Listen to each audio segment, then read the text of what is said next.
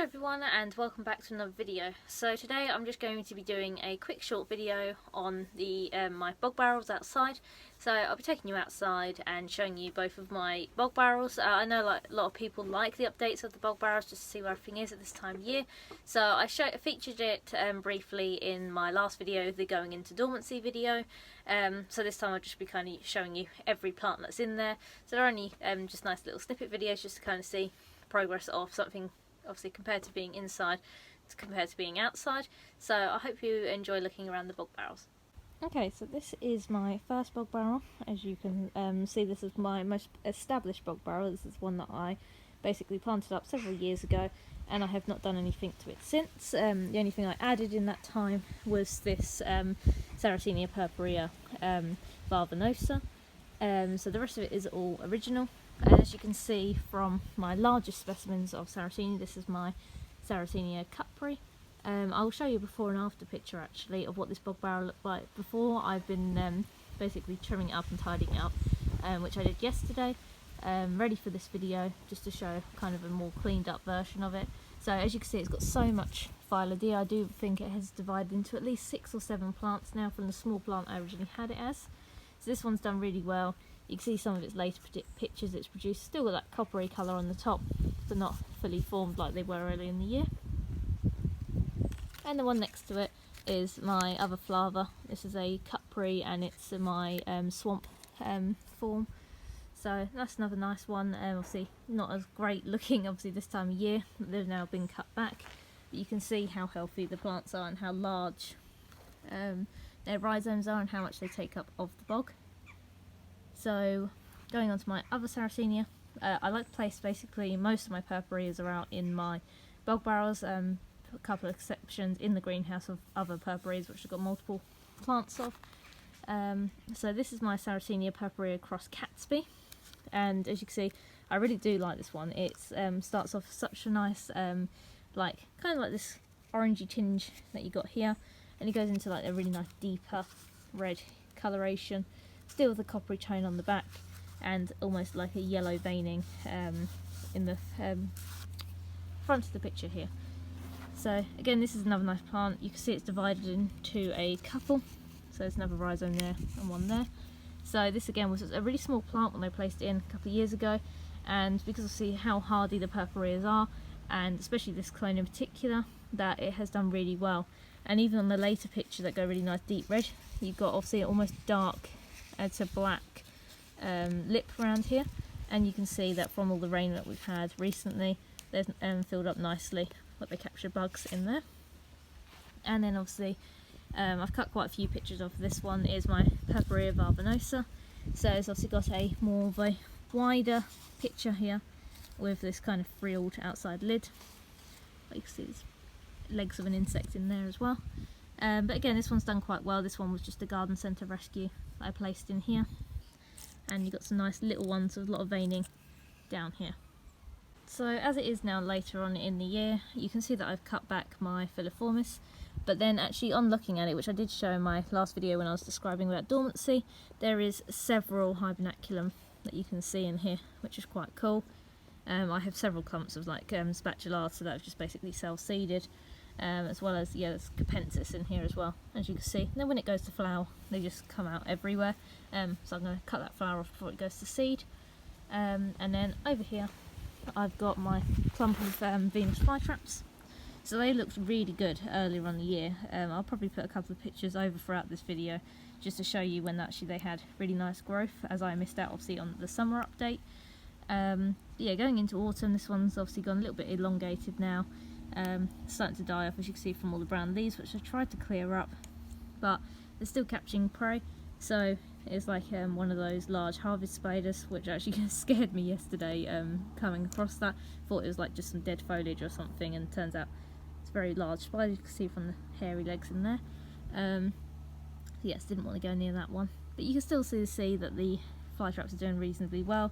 They're divided quite a bit. You can see down here there's some smaller traps where the rhizomes split, so they're enjoying life out here as well. But they look really nice during the summer, especially as one large massive cluster. And then in the middle you can see is my Pinguicula grandiflora. A couple of them have gone into hibernacula. So these ones were recently planted, that one's just about to die off fully, and the rest of them are between the two, Sarracenia at the back, but they've also gone to hibernaculum, so you can't really see them. You'll probably notice from my last video, if you watched my dormancy video, that I've now got a layer of, this is the fine pine bark, the Melcourt range, that I've placed over the top for water retention. So I've only done it on this one so far. I do plan to do it on the other one as well. Basically, because we had such a hot summer this year, the surface of this dried up really quickly. So I did lose a couple of hibernacula grandiflora due to their shallow root system, and even watering it in the morning and the evening, just because it was so hot with obviously exceptional temperatures that we had this year, I just could not keep that water retention in there. But obviously, hopefully with this bark I will get a bit more success.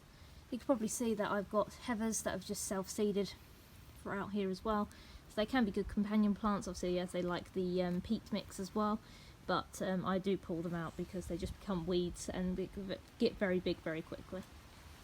Okay, so this is my second bog barrel. So as you can see, I've got some more Sarracenia purpurea in here. So I've got two of them in here, and they do a lot better. I like to place them, as I said before, in my bog barrels, because obviously they've got more room to grow. They're perfectly hardy outside in the UK, practically in all areas, because they can go down to basically minus 15 degrees. So perfect hardy candidates for the bog barrels. They grow a lot better than they do inside the greenhouse. Beautiful colour, and even I've had this one flowered for the first time. You can see where I've cut its flower stalk off this year, so I was really happy with that, because obviously they're doing so much better, and they got quite big as well, because they're only small when I put them in here.